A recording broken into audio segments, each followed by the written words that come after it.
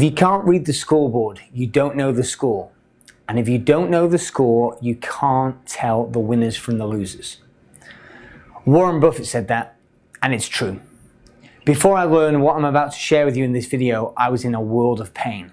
I was constantly pushing to grow, and I wrongly believed that getting more sales was the solution to all my problems. At the end of each month, cash flow was tight. It was a big effort just to try and meet payroll, and I felt constantly like I was trying to push a boulder up a hill. Then I learned something that changed everything. I learned how to read the business scoreboard. Think about it. If you're watching a sporting competition, would you have any interest whatsoever if the players were just running around and nobody was keeping score and you had no idea who was winning and who was losing? Of course not. And yet this is how most business owners play the game.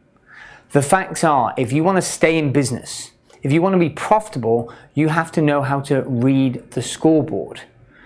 You need good, strong management accounts. They are the feedback tool as to whether your plan's working. So the numbers, the financials for your business are the effect. They tell you what activities took place in your business, and they tell you where and how you should change your strategic plan. These are the 3 scorecards that you need to know at any time in the day of your business. What's the first one? It's the one that most business owners are familiar with. The statement of profit and loss. So the statement of profit and loss tells you 3 things. It tells you your sales at the top, your expenses, and then your profit or your loss. That's it. Most business owners understand this, and yet most business owners don't have great clarity on it. They wait till the end of the year and hope that the accountant gives them the right numbers. In fact, a lot of people don't know how profitable they are. They know what the sales figure is because they've seen the invoices or they've seen the money come in, but they don't know how profitable they are. This makes 0 sense. So this is the first scorecard you must understand. The second is called a balance sheet. What is a balance sheet? A balance sheet, fundamentally speaking, tells you the net worth of your business. It tells you 3 key component parts. The first are assets. Assets. What are assets? It's things like cash, it's things like stock, it's things like building, plant, equipment. So stuff that has a value.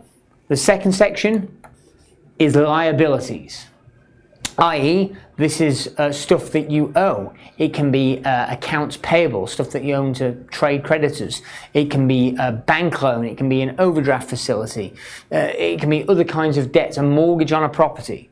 Okay? Then the final section is owner's equity. Owner's equity. In other words, this will tell you whether you own your assets. So the left side of a balance sheet must equal the right side. So you've got assets, things and stuff that you have, and then do you have debt in order to buy that, or do you own it outright? Easiest example I can give you, think of a house. On a personal level, think of a house. If you own a property that's worth £100,000 and you've got an £80,000 mortgage on it, that would be a liability, a debt that you owe on that house.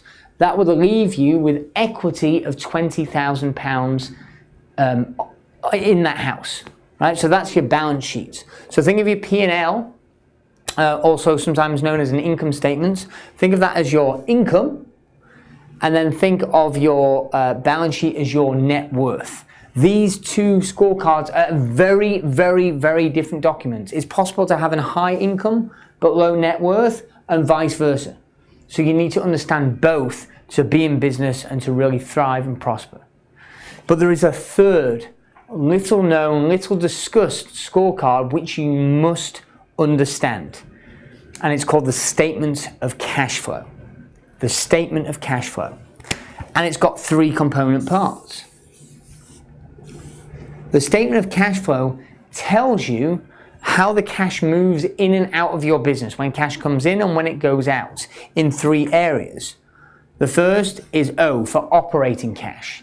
This is money that comes in and out directly related to the operations of your business. Primarily, it's money that's coming in from sales, or it's money that's going out on expenses.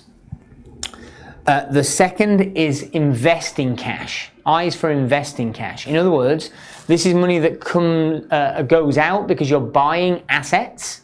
For example, you're buying stock, or you're buying a building, or you're buying new equipment, or it comes in because you sold some of those assets. And the final one is F, for financing cash. So this is money that's borrowed or repaid. So you borrow money from a bank, or you repay that money to the bank to pay off that loan, or for example, that's financing cash. Now, in this video, all you need to know is, at the high level, is that of the three types of cash, one is infinitely more critical than the others, and that's operating cash. The reason why this is important is most business owners fail to understand that profit and cash are not the same thing. In fact, have you ever heard of a business, or do you know of a business that went out of business despite it being very profitable? Of course, it happens all the time. Seemingly fantastic businesses can go bust overnight because they don't understand these numbers. They don't understand how mistakes and screw-ups in any of these three scorecards can ruin the business. They're the three scorecards that you need to dive much deeper into to understand them, to help your business prosper. I hope you enjoyed this video. Please check out the other videos and free gifts that are available on a whole host of different topics on the website. I think you'll get tremendous value from them. If, however, you want to go deeper into this topic in particular, you might want to consider investing in our product, Financial Genius. Uncover the hidden profits in your business. It's recordings of a one-day workshop that I did with 20 very smart, very savvy business owners. In fact, we had multiple attendees say that the Q&A section alone was worth many times the investment. Go ahead and check it out.